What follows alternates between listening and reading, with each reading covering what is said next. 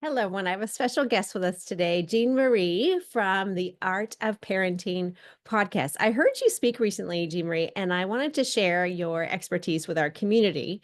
A couple of things that really sparked my interest about your work, and you can tell us a little bit more about it. But I'm really curious about this intersection of your mindfulness work and your Montessori education background, and obviously your parent as well, and bringing that together specifically around thinking about the filter from emotional regulation, something that is a hot topic for myself with my daughter, as well as our community here at Kids Yoga Stories. So, to get started, thank you so much for being here. So appreciate you. I can't wait to dive in and learn more about you.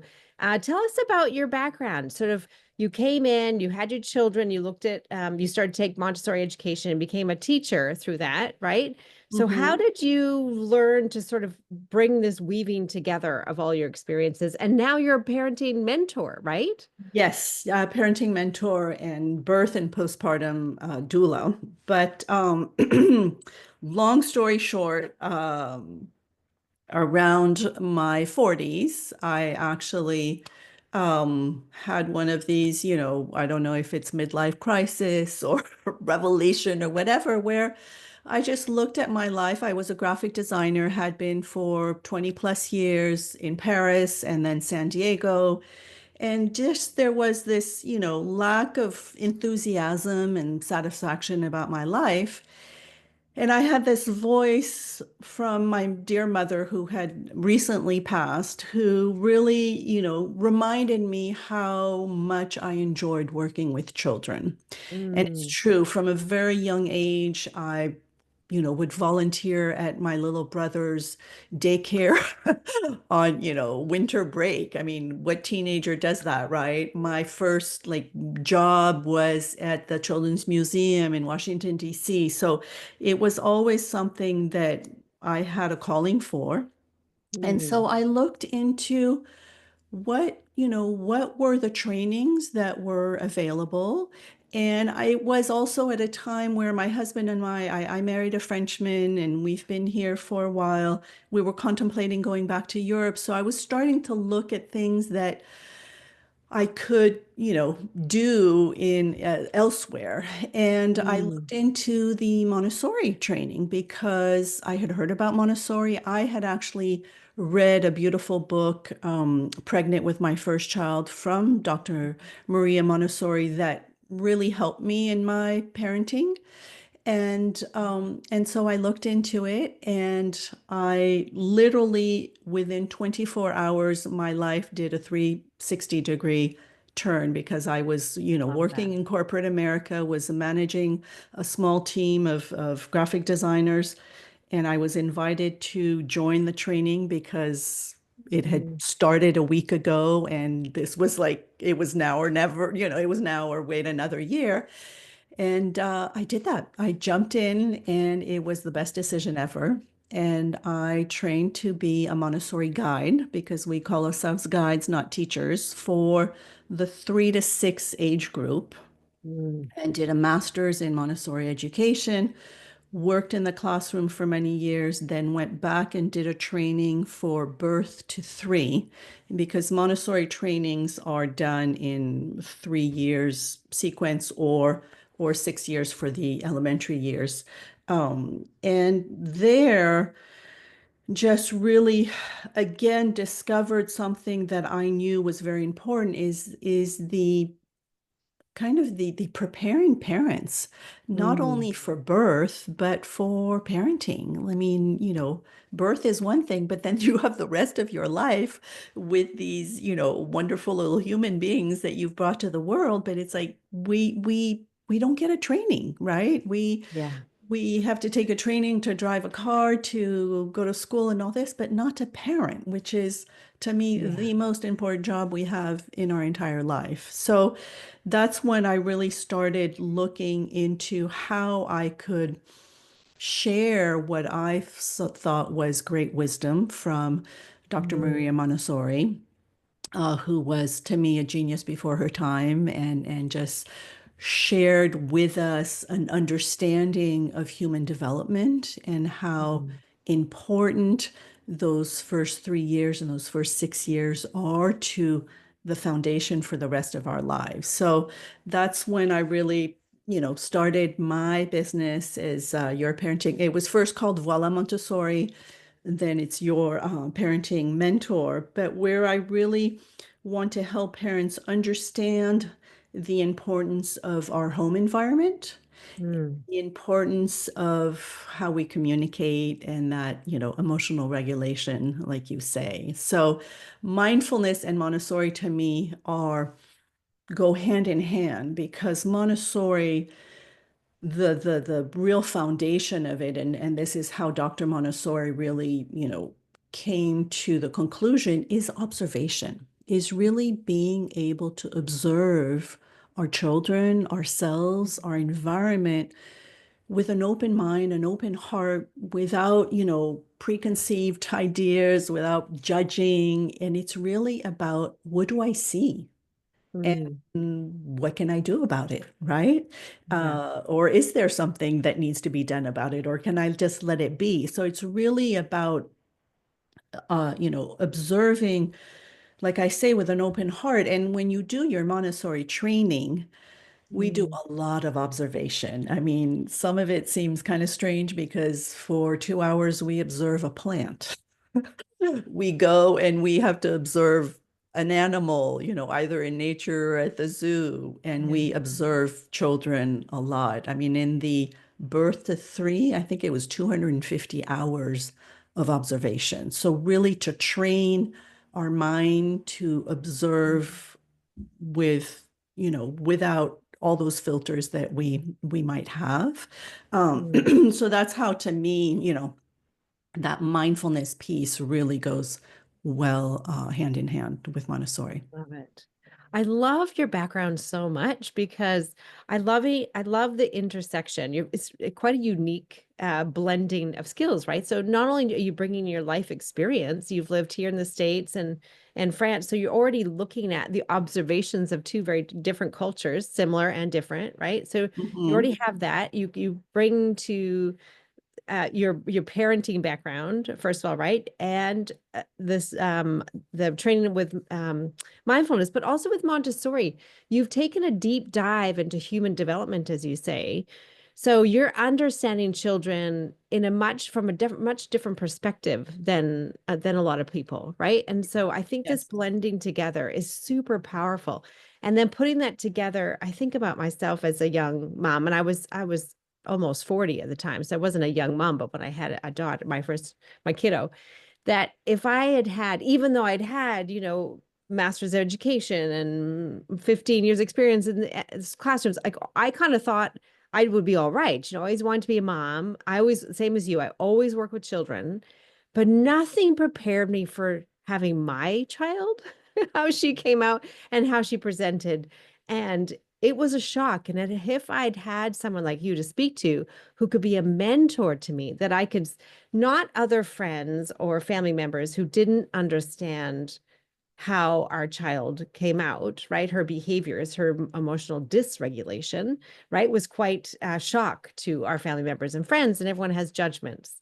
But if I'd had you to speak to and validate my experiences and help me co-regulate, which is something I had to come to myself, right? But if I'd had that earlier on of like, it's not my fault, it's not her fault. There's nothing wrong with her. There's nothing wrong with me. And I hear that in our community too, right? Imagine, Jeanne, people coming to their classrooms or their kids' yoga classes, like what's wrong with them? What's wrong with me? Right? There's Yeah. not a lens of what you're looking through of like, Yeah. how do we help uncover? Does this all make sense? It does, it does, and it, it saddens me when you say those words, what's wrong with me, what's wrong with my child, because there's nothing wrong with any of us, right? We're Right. all unique. We're all Yeah. just Mhm. special, beings, and we all Right. come to this world with, our own baggage, with our own DNA makeup, with our allergies or whatever. So it's like, to Yeah. me, it's more changing that way that we look at things, and it's just like we're unique, we're special. This Mm, is how we are programmed. These are the cards that have been dealt to us, right? I remember when you say that, I remember actually a mom. This was when I was in the Montessori setting. So I had 25 children between the ages of 2.5 to about 5.5, because Montessori is always mixed age groups. And this boy was, you know, maybe a bit rambunctious, but a child, right? A child mm, who has energy and all this. And right. I remember, and he wasn't really interested in the more academic work. He was really always about sensorial work, working outside. There was a garden and all this. And that's the beauty of Montessori, is you let them be in, there's definitely boundaries and rules, but they are choosing what lights them up. They are choosing what they know their inner being needs to master that day or that week and so forth. And this boy would, spend a lot of time outside. And I remember his mother saying, what's wrong? Does he have, one of these labels of, ADHD or whatever? I was like, no, he's just a happy boy who's just doing his thing. Don't worry. And I was so glad to have that, to be able to say that to her, because she completely Mhm. relaxed. And this young boy did eventually come into the classroom and did eventually do the more academic work on his own time, because Right. he needed something else before that, right? So we're so quick to judge because we're comparing with somebody else's child. And it's Yes. just really about, what does your child need? What are you observing? What are you seeing their interests? What are you seeing them gravitate towards? Like, that's Right. what you encourage, right? The positive aspects of what they're interested in. He was interested in gardening, so that's what I worked with him on. And Mhm. that's the beauty, that we can, for me, incorporate all that in our homes. So I know it's not always possible to do that in more, conventional schools, because they're kind of created to churn out good little workers, and it's not always, set up for the individual child. But Right. there's a lot that we can do at home to really build them up in who they are and how they want to show up in the world. Right.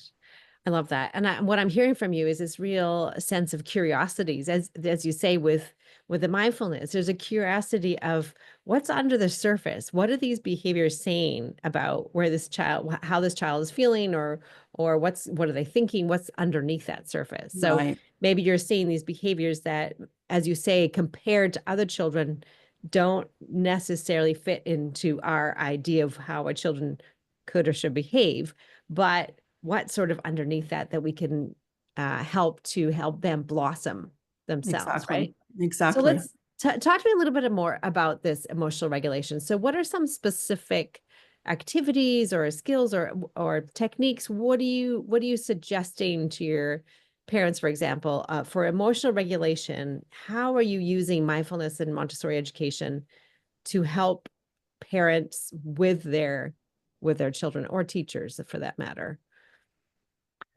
So I will say, first, take care of yourself. Yeah. First, take a good look at what's going on for you, because Yeah. children are so perceptive. They will pick up on all of that anguish that you might be having, if there's, something difficult going on at work, if there's something going on with, one of your own parents or your relationships or whatever. Like, they pick up on everything. They're sponges, right? So they feel you. And so for me, it's important to be honest with yourself. Like, when I say Mhm. observation, we're not only observing the child, we're observing ourselves. Like, Mhm. what's my reaction to this situation? Why am I getting all bent out of shape because, my child is using a loud voice? Like, what are where is that coming from? So I think it's really important to do that inner work on ourselves. So, we don't always have the time to, go see a therapist right then and there. But so, how do we very quickly go, oh, wait, whatever is triggering me, I'll deal with that later. Right now, I want to help my child, right? Mhm. And so, very, very important to however you process information, emotions, whether it's journaling, whether it's talking to friends, whether it's, having a therapist, meditation, whatever, have your own toolbox of, how to regulate yourself. I think that that is really, really important. And this is, to me, what we say when we say, the self-care. It's not necessarily just going to the spa, even though that's wonderful. It's really about taking care of your own heart, taking care of Mhm. your own emotions, right? And being a parent brings up a lot of stuff, Right. because Yeah. you might have had a wonderful childhood and you might not have a wonderful childhood. So, it will bring up things. And so I think that's important to process that. And unfortunately, like I said earlier, we don't prepare ourselves to be parent. I mean, if I were to do like and I do this a little bit in my, birth doula work, is really helping parents process a little bit, what are their expectations of parents? Like, how do they want to parent? What did they like about their childhood? What did they not like? So that we can plan a little bit ahead of some of the things that might come up to the surface. So that being said, once you've, observed and really gone, okay, this is maybe why I'm being triggered right now. How can I help my child self-regulate? So here it's very, very important to understand this notion of mirror neurons, right?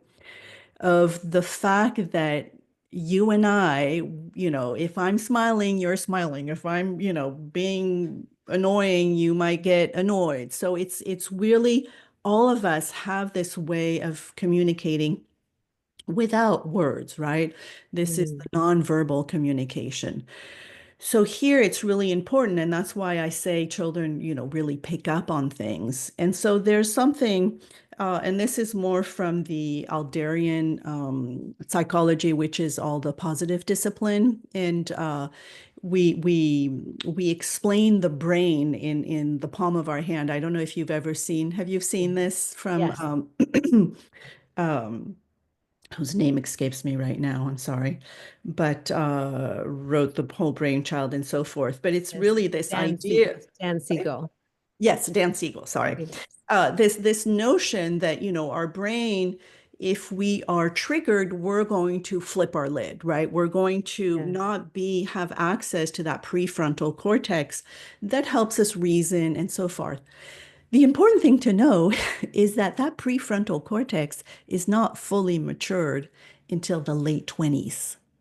So do not expect a young child to be self-regulated, right? It's up to Right. us to help them come down, right? And Yeah. oftentimes, because of those mirror neurons, if we're upset because somebody cut us off, on the road right before we pick them up, they're going to pick up on it.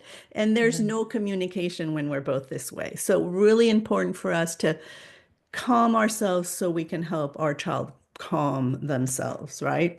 So that's Right. why I say important to have our own toolbox. Sometimes it's also kind of these nonverbal cues that we could have talked about beforehand or that we just start setting up from early on. I like to put my hand on my heart Mm. and just breathe. And just, you're not telling them, okay, breathe. You're just doing it. Mm. You're doing it so that they can imitate, right? So it's calming yourself. The other thing that is so, so valuable and so important to calm anyone is to offer a hug. Mm. Are you okay? Do you need a hug? They might say no, but and it's going to regulate both of you, right? Yeah. That physical contact, breathing, the heartbeat, we both come down. And then we can maybe resolve whatever of what's going on, right? Because we never Mm, want to try to resolve something when we're in the heat of it. We're not going to get anywhere. So it's really about calming both us ourselves, both regulating, and then we can say, mhm. "Oh my gosh, earlier I saw you got kind of mad because your little sister took that toy from you and you just wanted to hit her." And there's what other ways can we what can else can we do about it than want to hit or scream or throw things, right? So we're helping them. We're giving them tools. They're brand new to this planet, right? We need to Yeah, help right. them have those tools. So there's that. There's also kind of this notion of what I call sport casting, which is really about, again, it's about this observation where you're just kind of as if you were commenting on a basketball game, right? You're just saying what you see. Oh, I see that your little sister took that toy away and that want to so we don't want to say want, we just observe. It's like, I can see you're getting angry. Let's take a deep, let's take a breath. So you're kind of helping them along. You're kind of reminding them what might be a better, alternative to their anger. And then the other thing that I kind of like, and this is taken more from positive discipline again, is for an older child. So, maybe starting around three or so, 3 or 4, depending on their how well they're communicating, is to actually create a space in our home that is going to help them calm down, where they're going to learn to go there when they're starting to feel that their emotion is getting out of whack. And this is so important. And this is where mindfulness comes in, is to really help our children understand that our bodies give us signals before we even get upset, right? We might get tight in our tummy, we might get sweaty hands, we might feel hot. Like, oh, your body is telling you something. So what can you do in that moment to calm yourself? So there might be just a little pillow in a corner that has their favorite, teddy bear, or that they can listen to some music or something where they're going to come. I like the little yoga cards too, where they can go do a little, exercise, like get out of that moment of total frustration. So Yeah. those are, Right. are a few of what I would, you know, help a family kind of set up in their home and understand. Right. I love all of that. I ditto everything you say. What about, have you worked with a family where the child, the child's behaviors were so big, right? So disruptive that it was very difficult for the parents to regulate? Can you think of a story that uh, how do we help? Because I think what you're saying, and I can relate to this too, that I think that works for most children, but there can be some outliers where I myself included, where the behaviors were just it was so loud, so disruptive, the screaming, that it was almost impossible to regulate because it was so much. Have you worked with a family like that I yeah, haven't, to be honest. Like that to me is maybe sometimes like there needs to be more of a kind of a therapist approach, more of a hmm, whether it's play therapy or things. But I have, gone into homes where the family, I remember actually one that comes to mind is a family had hired me to come kind of do a home audit, because to me, the hmm, whole idea of our home environment plays huge, like way more than we give it credit, right? Of how our child is going to behave in the home is yeah. how we set it up, right? And so when we look at, if you've ever gone into a Montessori school. So I would say a good Montessori school, because unfortunately, Montessori was never copyrighted, so there's, sometimes I feel some misinterpretations. But uh, Mm. if you go into kind of a quality one, you will see that it's very aesthetically pleasing.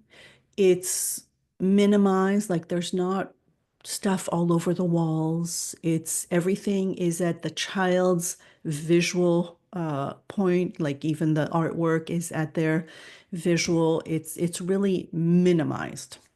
And so Mm. for the home, for me, that is so important, right? I mean, think of yourself, like when your, living room is a tornado went through it, your nervous system is on edge, right? Yeah. When things are put away and, the pillows are where they need to be and all this, it's like, that feels good. And so it's the same thing, and even more important for young children because between birth and six, this notion of order is extremely important to them and for their self-regulation. So it's really this idea that the kind of the external order brings internal order, right? They're brand new, they're kind of taking things in as they go. If there's too much, if it's chaotic, it's Mm. overwhelming, right? It brings. And so to go back to this family, I remember they had me come in to kind of do an assessment, and they had a 3-year-old and a 9-month-old. The 3-year-old was about to go into Montessori school, so she had more hired me to kind of, make sure it was ready for him at school.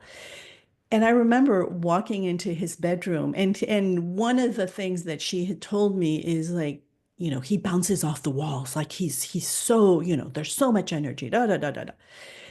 And I walked into his bedroom, and there was, wallpaper with comics and toys everywhere, and the bed was another comic and all this. And it was just, for me, I was just like, whoa, this is intense, right? And Yeah. so that was where my mentoring came in, was really about bringing all that down, right? Like, let's just get a simple colored, one color for the bedspread. Like, let's kind of minimize what's on the walls, reduce the amount of toys, especially in the bedroom. And it made a huge, huge difference where I it love just, this. his nervous system came way down. And, I Yeah. think we can all relate to that. I mean, I know when Mm. go on a decluttering spur and I open my closet the next day, I'm like, ooh, that feels good, right? Yeah. So it's the same thing. And especially it's important for the younger children, right? They do not need so much stuff around them, right? They are Mm. perfectly content with, a stick and a stone. Like we do not need to, the baby industry will have us believe that they need all of this stuff. They do not, right? To Yeah. me, it is so much more important to involve them in what you are doing around the house, right? They, Mm. especially at a young age, they follow you around. They just want to be doing what you're doing. They've been observing you, and Mm. they want to be there and cook with you and clean with you and fold the things and put things in the laundry and go garden and all this. So involve them. And to me, that is also a way to co-regulate, to be together, Mm. to share all of those things that can be pretty calming to us as well.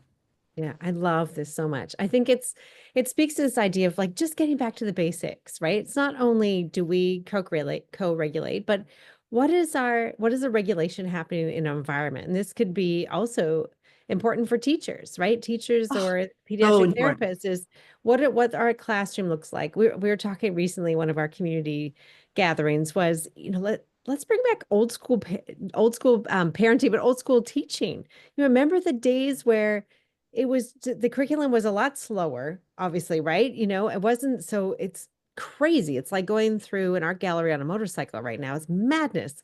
How are Exactly. teachers supposed to keep up the curriculum? I have no idea. There's no space. So how do we bring back connection, creativity, being Play, right, play play outdoors. outdoors, Mm, right? That was what that's how we learned to teach years ago. It was beautiful. It was such a Right. great experience. We were not as stressed nearly as much then as we are now, right? And Right. we need that time and space. And I love the fact you're talking about just that the child's bedroom, it seems so obvious, and no shame for everyone listening. No shame. No, no, All not at been all. there. And I just watched that Buy Now documentary on Netflix. It's terrifying, of course. You know that's what's going to be happening. But there's no shame. And I know it's easy to get caught up and you get presents from family members and friends when your child's little. I get it. And sometimes if you're at a shop, sometimes we call it child tax. Okay, I'll just buy that little thing for them so I can get through this shopping. I get it. All right. I've been there, done that. There's no shame. But can we step back and just listen, be curious about the spaces in our room and in our classroom, and can we reduce some things? Can we use that as you say, to declutter, to make us Yes. feel better, right? And to have Yes. them notice if there's just some little changes, and especially for the little ones, they really don't need all those toys. Can we put some away and cycle them through? Right? Because as they get older, forget about it. They know exactly what they you can't do that so much, but when they're little, you probably can, right? But I love that. I love the Yeah. simplicity of what you're talking about, is the environment as much as our inner and outer. Definitely. And it really, I mean, I can't emphasize enough how big a difference that home Mm, environment will make, right? So again, it's I don't think we talk about it enough when we're, mm, preparing to have a child, right? And even, even and again, no shame in whatsoever, but when I see sometimes, nurseries, what is considered to be a beautiful nursery, it's oftentimes very pleasing for the adult, but mm. there's nothing like developmentally correct for the newborn. Again, Mm. everything is up high.